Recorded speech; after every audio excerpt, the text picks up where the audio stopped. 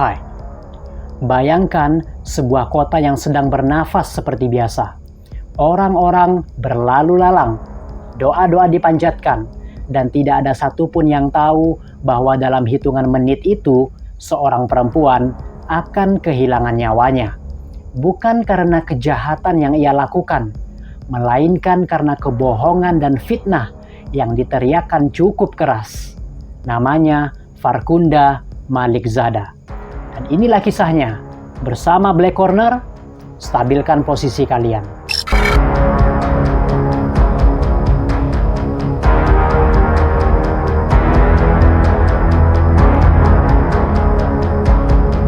Kabul, Afghanistan, tanggal 19 Maret 2015. Hari itu bukan hari libur, bukan hari besar. Hanya hari biasa di ibu kota negara yang telah lama hidup di bawah bayang-bayang konflik, ketakutan, dan interpretasi agama yang sering kali keliru. Farkhunda Malikzada, seorang perempuan berusia 27 tahun, sedang berjalan menuju Masjid Shah-e-Doh, Shamsira. Ia bukan kriminal, bukan provokator, bukan pembuat onar. Ia adalah sosok mahasiswa pendidikan agama, seorang perempuan yang dikenal cerdas, kritis, dan berani mempertanyakan praktik-praktik yang menurutnya menyimpang dari ajaran Islam yang sesungguhnya. Di area masjid itu terdapat praktik yang telah lama berlangsung, penjualan jimat, rajah, doa-doa berbayar, amalan yang diklaim bisa mendatangkan keberuntungan.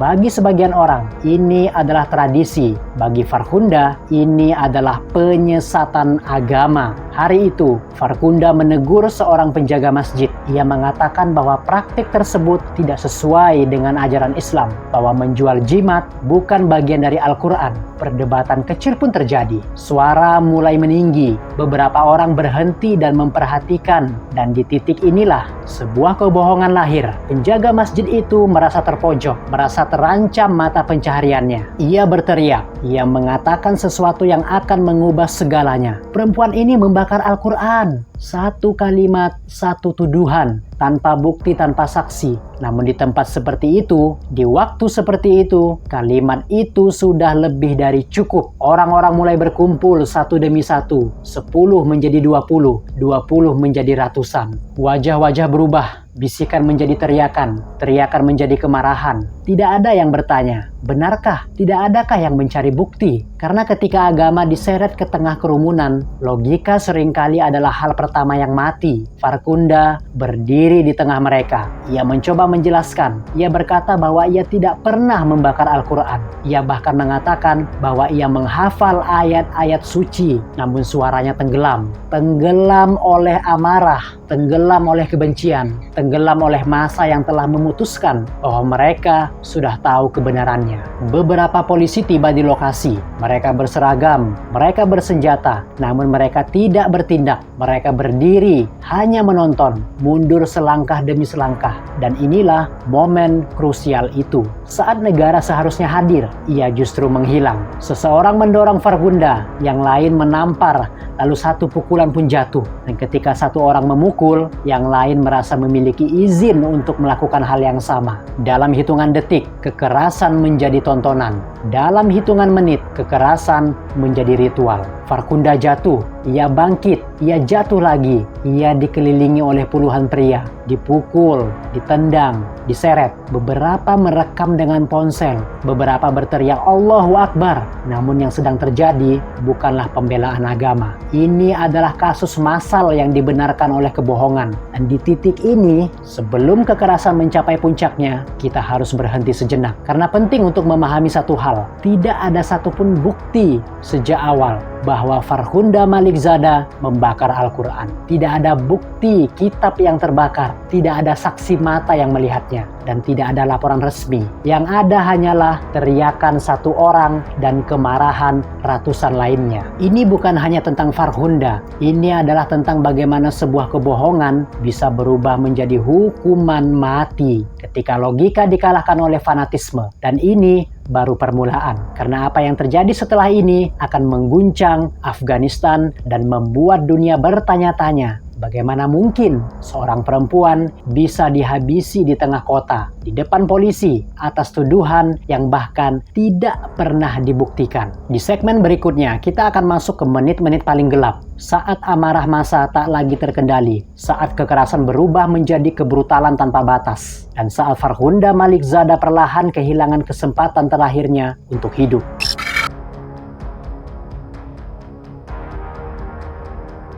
Di banyak tempat dunia, ketika kerumunan mulai mengamuk, negara hadir untuk menghentikannya. Namun hari itu di Kabul, Afghanistan, negara memilih diam. Farhunda Maliksada masih hidup, tubuhnya penuh luka, nafasnya terengah-engah, teriakannya semakin lemah. Ia berusaha berdiri, ia berusaha melindungi kepalanya dengan kedua tangan. Namun setiap kali ia bangkit, sebuah pukulan baru datang. Dan yang paling menyakitkan, semua itu terjadi di depan aparat bersenjata. Video yang kemudian beredar luas memperlihatkan polisi berdiri beberapa meter dari lokasi. Mereka melihat, mereka tahu, namun tidak bergerak. Tidak ada tembakan peringatan, tidak ada pembubaran massa, tidak ada satupun upaya serius. Beberapa bahkan tampak mundur, seolah-olah menunggu semuanya selesai dengan sendirinya. Saat itulah kerumunan mendapatkan pesan paling berbahaya, tidak apa-apa. Ketika hukum tidak bertindak, massa mengambil alih. Satu orang mengangkat batu, yang lain mengambil kayu, yang lain lagi ikut memukul karena tidak ingin terlihat berbeda. Fenomena ini dikenal sebagai mob mentality, psikologi kerumunan. Saat identitas pribadi lenyap dan rasa tanggung jawab menghilang, tidak ada lagi aku, yang ada hanyalah kami. Dalam situasi seperti ini, orang baik bisa berubah menjadi pelaku kekerasan. Bukan karena mereka jahat, tetapi karena mereka merasa dilindungi oleh jumlah, dan Farhunda menjadi sasaran sempurna. Perempuan, sendirian, dituduh menista agama. Seseorang menyeret jilbabnya, yang lain menarik rambutnya. Tubuhnya dipukul dari berbagai arah. Ia terjatuh tersungkur ke tanah berlumpur. Namun kaki-kaki terus menendang. Wajahnya tidak lagi terlihat. Suara tangisnya hampir tak terdengar. Beberapa orang mencoba mendekat, bukan untuk menolong, tetapi untuk memastikan bahwa ia benar-benar menderita. Di tengah kerumunan itu ada yang merekam sambil tertawa. Ada yang meneriakkan kalimat suci. Ironisnya, nama Tuhan digunakan saat kemanusiaan sedang menghabisi nyawa seseorang. Ambulan tidak datang, petugas medis pun tidak muncul. Yang ada hanyalah kerumunan yang semakin besar. Lebih dari 300 orang berkumpul di lokasi. Dan setiap tambahan orang menambah keberanian untuk melakukan kekerasan lebih jauh. Farhunda masih bergerak. Beberapa saksi mengatakan ia sempat mengucapkan kalimat terakhirnya. Aku tidak bersalah, demi Tuhan. Namun tidak ada yang mau mendengar. Karena bagi massa, kebenaran sudah tidak penting. Yang mereka cari hanyalah pelampiasan. Di titik ini, kekerasan seharusnya bisa dihentikan. Namun yang terjadi justru sebaliknya. Seseorang berteriak, bawa dia ke sungai. Dan teriakan itu disambut sorak-sorai massa. Tubuh Farhunda diangkat, diseret di atas aspal. Kepalanya membentur batu-batu jalanan. Jejak darah tertinggal di belakangnya. Dan tidak satupun aparat menghentikan mereka. Ini bukan lagi amarah spontan. Ini telah berubah menjadi eksekusi publik tanpa pengadilan. Di jembatan kecil dekat sungai Kabul, massa kembali memukulinya. Ia sudah hampir tak bergerak. Namun bagi kerumunan itu, hentinya nafas bukanlah akhir. Mereka menginginkan simbol. Mereka menginginkan simbol. Mereka menginginkan contoh. Beberapa orang mengumpulkan kayu, yang lain membawa bensin, dan di saat itulah segala batas kemanusiaan runtuh sepenuhnya. Namun sebelum kita sampai ke momen paling kelam itu, ada satu fakta paling penting yang harus diketahui pada saat kekerasan terjadi. Tidak ada bukti pembakaran Al-Quran, tidak ada laporan saksi resmi, tidak ada pemeriksaan apapun. Yang ada hanyalah tuduhan dari satu penjaga masjid yang kemudian terbukti berbohong. Dalam waktu kurang dari 1 jam, sebuah kebohongan berubah menjadi hukuman mati. Dan dunia belum tahu bahwa tragedi ini baru akan menjadi lebih mengerikan. Dan di segmen berikutnya, kita akan menyaksikan puncak kebrutalan saat tubuh Farhunda Maliksada dilempar ke sungai.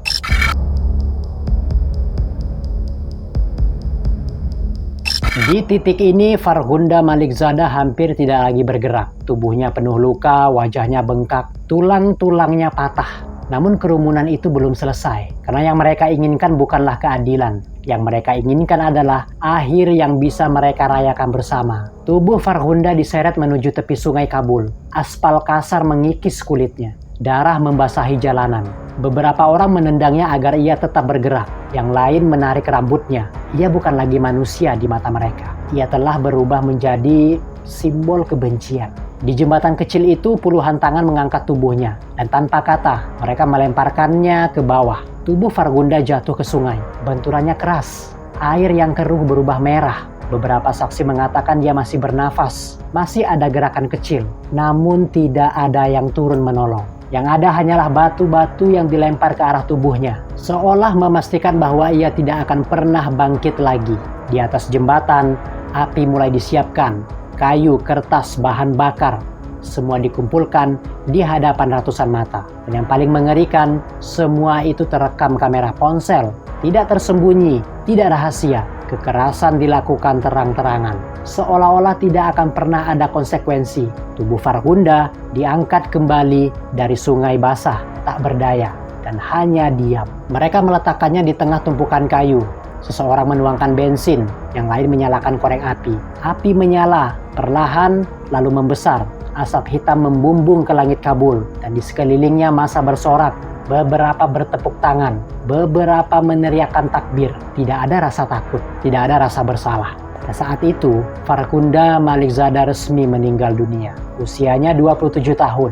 Tanpa pengadilan, tanpa bukti, tanpa kesempatan membela diri. Yang tersisa hanyalah tubuh dan sebuah kota yang baru saja gagal melindungi warganya sendiri. Namun tragedi ini tidak berhenti di sana. Karena ketika video-video kejadian menyebar ke internet, Afghanistan terbangun. Rekaman amatir menyebar cepat. Orang-orang melihat dengan mata kepala sendiri. Polisi yang tidak bertindak, massa yang brutal. Seorang perempuan dihabisi di tengah jalan. Dunia internasional terdiam. Dalam hitungan jam, tagar tentang Farhunda menjadi viral. Media global menyoroti Afghanistan. Tekanan internasional mulai muncul. Dan untuk pertama kalinya, pemerintah tidak bisa berpura-pura bahwa ini tidak pernah terjadi. Apa yang terjadi pada Farhunda bukan hanya tragedi individual. Ini adalah cermin tentang ekstremisme, tentang misogini, tentang bagaimana kebohongan dapat menghabisi lebih cepat dari senjata. Keluarga Farhunda mengetahui kematiannya dari video.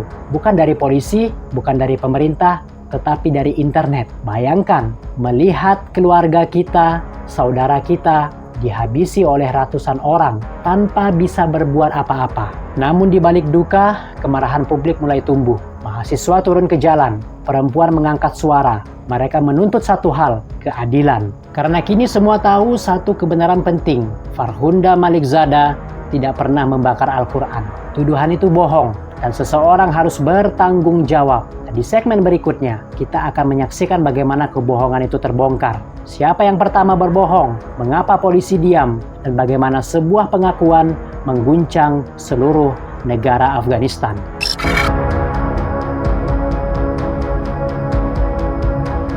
Kematian Farhunda Malickzada mengguncangkan Afghanistan. Untuk pertama kalinya dalam waktu yang lama, seluruh negeri bertanya dengan suara lantang, siapa yang berbohong dan mengapa tidak ada yang menghentikannya. Keesokan harinya televisi nasional menyiarkan ulang rekaman kejadian. Wajah-wajah pelaku terlihat jelas. Beberapa bahkan menyebut nama mereka sendiri di video. Tidak ada lagi ruang untuk menyangkal. Ini bukan rumor, ini adalah fakta. Presiden Afghanistan saat itu Ashraf Ghani memerintahkan penyelidikan nasional. Jaksa Agung turun tangan. Komisi independen dibentuk dan di bawah tekanan publik yang luar biasa, satu demi satu kebohongan mulai runtuh. Penyelidikan pertama difokuskan pada tuduhan utama apakah Farhunda Malickzada benar-benar membakar Al-Quran. Tim penyelidik memeriksa lokasi masjid. Tidak ditemukan mushaf terbakar. Tidak ada sisa abu. Tidak ada saksi mata yang melihat langsung. Kesimpulan awal sudah jelas. Tidak pernah ada Al-Quran yang dibakar. Beberapa hari kemudian, penjaga masjid yang pertama kali menuduh Farhunda akhirnya dipanggil untuk diperiksa. Namanya disebut ke publik dan di hadapan penyidik, ia mengaku, ia menyatakan bahwa dirinya Ibunya berbohong. Ia mengaku panik. Ia takut kehilangan penghasilan dari penjualan jimat. Ia merasa terancam oleh kritik Farhunda. Maka ia memilih satu cara paling berbahaya, yaitu menggunakan tuduhan penistaan agama. Satu kebohongan kecil mengorbankan satu nyawa. Pengakuan itu memicu kemarahan nasional. Bukan hanya karena Farhunda tidak bersalah, tetapi karena semua orang sadar jika ini bisa terjadi padanya, maka bisa terjadi pada siapa saja. Ribuan orang turun ke jalan. Mahasiswa, aktivis HAM, tokoh agama moderat. Mereka membawa poster bertuliskan, "Kami adalah Farhunda." Untuk pertama kalinya dalam sejarah Afghanistan modern, perempuan memikul peti jenazah. Sebuah tindakan yang secara budaya hampir tak pernah terjadi. Hari itu, bukan laki-laki yang mengangkat tubuh Farhunda, melainkan perempuan. Aksi itu sebagai simbol bahwa mereka tidak lagi mau diam. Pemakamannya berubah menjadi protes nasional. Air mata bercampur kemarahan, doa bercampur tuntutan, dan dunia menonton.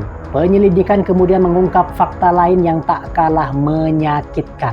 Beberapa polisi di lokasi kejadian melihat kekerasan, mengetahui situasi memburuk, tetapi memilih tidak bertindak.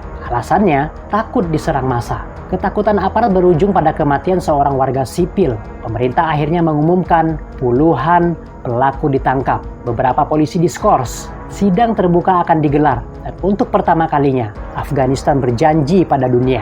Keadilan akan ditegakkan. Namun pertanyaannya, apakah janji itu benar-benar ditepati? Karena ketika proses hukum dimulai, harapan perlahan berubah menjadi kekecewaan. Dan masyarakat mulai menyadari, mengungkap kebohongan jauh lebih mudah daripada menghukum pelakunya. Dan di segmen berikutnya, kita akan memasuki ruang sidang.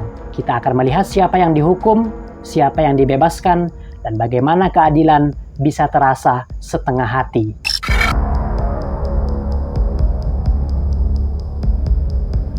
Beberapa minggu setelah kematian Farhunda Malickzada, ruang pengadilan Afghanistan dipenuhi kamera. Ini bukan sidang biasa. Ini adalah ujian bagi negara. Apakah hukum benar-benar berdiri di atas massa atau justru tunduk pada tekanan sosial? Sebanyak 49 orang didakwa, diantaranya pelaku pemukulan, provokator utama, serta anggota polisi yang tidak bertindak. Publik berharap satu hal, yaitu hukuman setimpal atas kekerasan yang terjadi di ruangan terbuka. Sidang berlangsung terbuka, video kejadian diputar, tangisan terdengar di ruang pengadilan. Saat wajah Farhunda terlihat di layar, namun di kursi terdakwa, banyak pelaku justru menunduk tanpa ekspresi.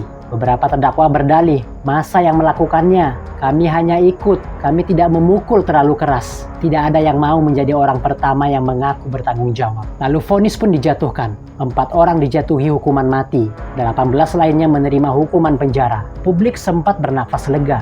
Akhirnya, keadilan seolah-olah datang. Namun harapan itu tidak bertahan lama. Dalam proses banding, vonis berubah. Hukuman mati dibatalkan. Beberapa hukuman dikurangi drastis. Sebagian terdakwa bahkan dibebaskan karena kurangnya bukti. Keluarga Farhunda terpukul. Ratusan saksi, puluhan video, rekaman jelas wajah para pelaku. Namun sistem hukum mengatakan tidak cukup kuat. Yang lebih menyakitkan lagi, mayoritas polisi yang membiarkan kekerasan hanya dijatuhi hukuman ringan. Sebagian hanya diskors, sebagian kembali bertugas. Tidak ada pemecatan permanen.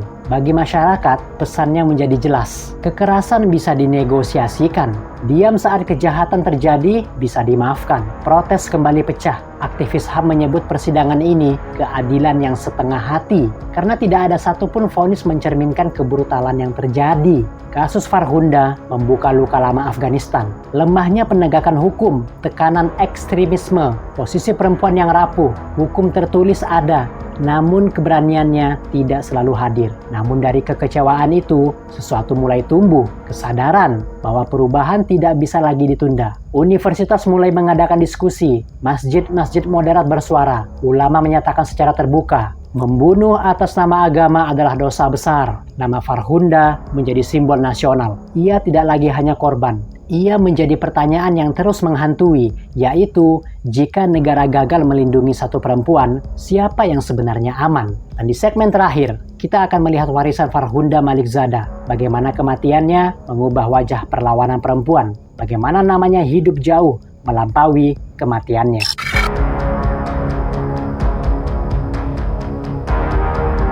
Ada kematian yang menghilang bersama waktu.